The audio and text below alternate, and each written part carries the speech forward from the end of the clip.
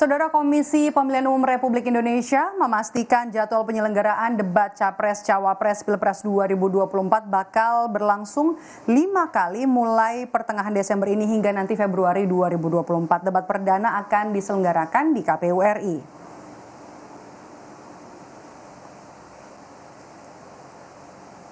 Lima kali debat menurut rencana digelar di Jakarta. Debat pertama pada 12 Desember 2023, debat kedua pada 22 Desember, kemudian debat ketiga pada 7 Januari 2024, debat keempat pada 21 Januari 2024, dan debat terakhir nantinya akan digelar pada 4 Februari 2024.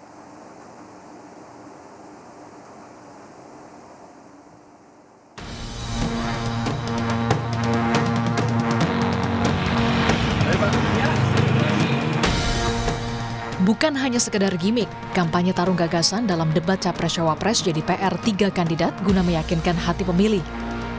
Soal gimmick, calon wakil presiden nomor urut 1 Muhaimin Iskandar menganggap biasa dalam kontestasi, tapi tetap harus menunjukkan keunggulan masing-masing kontestan. Ya biasa, setiap kompetisi masing-masing menunjukkan keunggulannya. Saya kira itu yang terbaik daripada mencari kesalahan kompetitornya. Lebih baik kita saling menunjukkan keunggulan masing-masing. Sementara soal debat, Ketua Koordinator Strategis TKN Prabowo Gibran punya jawaban. Sufmi Dasko Ahmad yakin Gibran punya persiapan matang jelang debat. Apalagi Gibran punya pengalaman saat pemilihan Wali Kota Solo. Bahwa ada anggapan-anggapan bahwa Mas Gibran misalnya takut debat, ya kita lihat aja nanti gitu loh. Kita lihat aja nanti, karena sebagai seorang pemimpin yang sekarang ini juga sudah berkiprah di pemerintahan, lalu kemudian juga sudah mengikuti pemilihan kepala daerah yang dipilih langsung oleh rakyat, tentunya kita yakin bahwa Mas Gibran juga punya persiapan yang matang. Pandangan lain disebutkan Capres nomor 3 Ganjar Pranowo. Ganjar yakin tak semua anak muda suka gimmick. Karena itu, gimmick dalam kampanye boleh, tapi jangan menghilangkan substansi. Enggak, saya menghormati gimmick orang, tapi hari ini anak-anak muda mesti diedukasi. Saya membaca siapa ya anak perempuan yang di UGM, Oki kalau nggak salah. Oki kemudian menyampaikan, kami anak muda tersinggung kalau hanya sekedar dikasih gimmick, maka perlu pencerdasan, edukasi politik berdasarkan apa programnya. Jadi boleh pakai gimmick tapi jangan menghilangkan substansi. KPU sudah mengeluarkan jadwal debat Capres-Cawapres yang digelar sebanyak 5 kali, yang dimulai bulan Desember hingga bulan Februari mendatang. Tentu momen ini bakal dimanfaatkan 3 kandidat meyakinkan hati pemilih. Tim Liputan, Kompas TV. Saudara, pertengahan Desember ini akan menjadi debat perdana bagi Capres dan juga Cawapres yang akan ikut dalam kontestasi Pilpres 2024. Lalu apakah anak muda ini lebih suka dengan tarung gagasan ataupun juga dengan gimmick? Nah, kita akan bahas sore hari ini di Rumah Pemilu bersama dengan Ketua Badan Eksekutif Mahasiswa Universitas Gadjah Mada, ada Mas Gibran Muhammad. Selamat sore, Mas Gibran. Selamat sore, Mbak, dan pemirsa sekalian. Oke, Mas Gibran, 12 Desember ini jadi debat pertama. Sebenarnya anak muda, pemilih muda atau khususnya mahasiswa nih lebih suka adu gimmick atau tarung gagasan dari para kandidat ini? Seperti ini, Mbak, gimmick adalah hal yang wajar dalam berpolitik, ya. Karena ibaratnya gimmick itu sebagai kemasan dalam sebuah nilai atau value. Tapi nampaknya kok udah sekian hari selepas kampanye sudah diselenggarakan, belum terlihat secara nampak substansi masing-masing kontestan di ruang-ruang publik. Kebanyakan hanya gimmick. Jadi ibaratnya kalau saya andaikan, saya analogikan, gimmick seperti kemasan, sedangkan substansi itu adalah isi dari sebuah makanan. Nah, sedangkan sekarang yang publik lihat adalah tadi kemasannya doang, isinya tidak ada sama sekali. Nah, kalau saya katakan ya di jalan-jalan itu banyak banget baliho besar, tapi gagasannya kecil.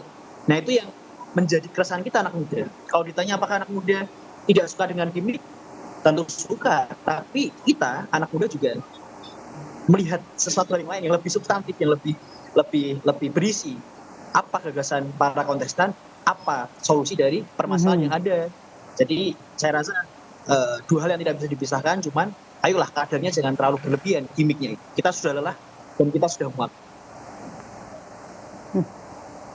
Seperti itu, Mbak. Oke, Mas Gibran, dari yang Anda lihat ini di 4 hari kampanye, apakah juga ada juga ya sejumlah kandidat yang datang ke daerah? Apakah Anda melihat yang mereka sampaikan dalam kampanyenya ke daerah ini sudah pada penyampaian informasi, sudah sampai ke penyampaian ide dan juga gagasan? Kira-kira nanti mereka mau apa atau gagasannya sudah bisa terukurkah jika nanti mereka terpilih? Sejauh ini saya belum melihat substansi yang benar-benar kentara. Karena kalau kita lihat di daerah-daerah, metode kampanye yang dilakukan adalah metode kampanye yang saya melihat metode yang lebih condong pada sifat hiburan, kayak misal konser, kemudian perlombaan e-sport dan semacam, atau bahkan menggunakan sarana prasarana agama untuk mendulang suara, misal membuat sholawatan, membuat pengajian bersama, membuat doa bersama. Itu yang saya rasa menjadi hal yang cukup menyedihkan ini. Alih-alih fokus pada substansi dan gagasan, ketika sedang diselenggarakannya entah itu konser, entah itu pengajian, entah itu apapun, saya jarang melihat para kontestan ini fokus pada substansi. Mereka berfokus pada ya tawaran-tawaran yang saya rasa mirip substantif, ajakan-ajakan yang kencang, cuman tidak dibarengi dengan alasan apa kita sebagai pemilih memilih kalian semua selaku kontestan.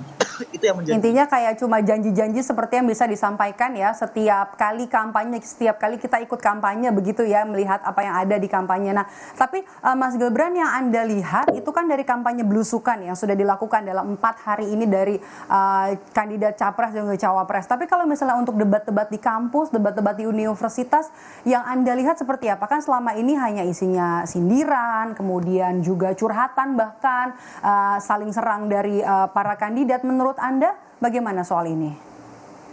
Nah, saya sangat senang ketika MK sempat memutuskan dan telah memutuskan bahwa kampus bisa menjadi sarana kampanye. Kenapa, Mbak? Karena kita melihat bahwa kampus itu semestinya mampu menjadi alat screening para calon pemimpin, menjadi alat, menjadi entitas yang mampu untuk menyaring, memfilter gagasan-gagasan dari para kontestan. Karena isinya kampus kan orang-orang yang berintelektual, memiliki keahlian di bidangnya masing-masing, dan itu saya rasa bisa mampu menjadi sarana screening bagi para calon pemimpin bangsa. Kita perdebatkan pikiran-pikiran mereka, kita tantang pikiran-pikiran mereka. Cuman yang menjadi permasalahan adalah contohnya ketika kita kemarin kedatangan ketiga baca pres ya saat itu di bulan September di UGM, satu hal yang mungkin menjadi pertanyaan dan mungkin menjadi catatan khusus ya, Mbak, perdebatan yang hadir di kampus itu semestinya mampu dioptimalkan oleh para kontestan. Jangan sebatas, jangan cuma menjadikan hadirnya para kontestan itu ke dalam ruang-ruang diskusi itu cuma untuk semacam absen saja, tidak benar-benar menyiapkan gagasan secara komprehensif. Buktinya apa?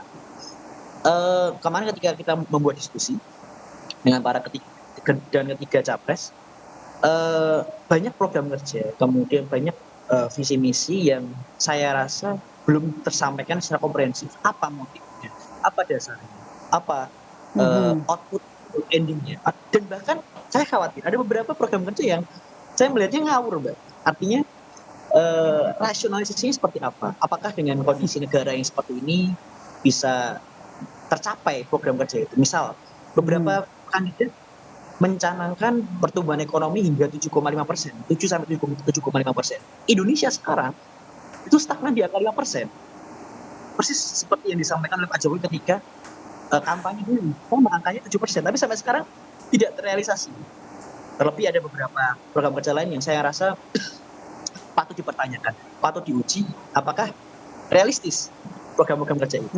Jadi saya harap kalaupun para kontestan ini hadir kembali ke dalam kampus. Yuk kita. Jadi kalaupun kita misalnya ada berdiskusi dengan gagasan cara yang disampaikan ini sekiranya terukur dan kalau mau debat juga harusnya punya data begitu ya Mas Gibran. Nah tapi kalau misalnya dari mahasiswa sendiri dari kaum kritis ini concernnya apa sih nanti dalam tarung gagasan antara calon kandidat capres dan cawapres ini, pengennya apa yang jadi concern dari mahasiswa? Sederhana Mbak, kita pingin para kontestan ini fokus pada masalah, bukan sebatas bikin program kerja, tapi respon masalah. Itu yang kadang menjadi catatan kritis bagi saya dan mungkin bagi teman-teman yang lain, bahwa ya oke lah 2024 ini adalah pesta demokrasi, pesta adalah ya gembira, senang, tapi jangan lupa bahwa 2024 itu adalah titik balik bangsa. 5 tahun itu waktu yang pendek dengan berbagai macam permasalahan bangsa ini. Jadi, ayolah para kontestan, jangan cuma sebatas menyodorkan atau memperpus program kerja yang tujuannya untuk menarik suara, tapi tujuannya adalah untuk mengatasi masalah. Itu menjadi permasalahan dan concern bagi kami anak muda. Oke.